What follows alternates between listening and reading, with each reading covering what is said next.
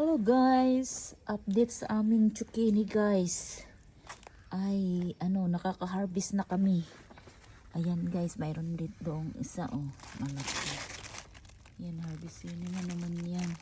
Daming bunga guys Sawa-sawa na naman kami sa zucchini nito.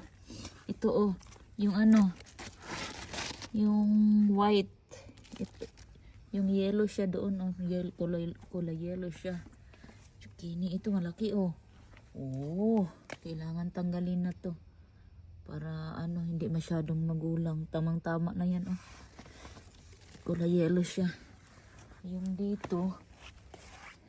dito sa kabila parang mayroon din ibang klase din tong zucchini din ito guys ibang lang yan yan, kunin na rin yan para hindi tama lang yan sa gulang niya.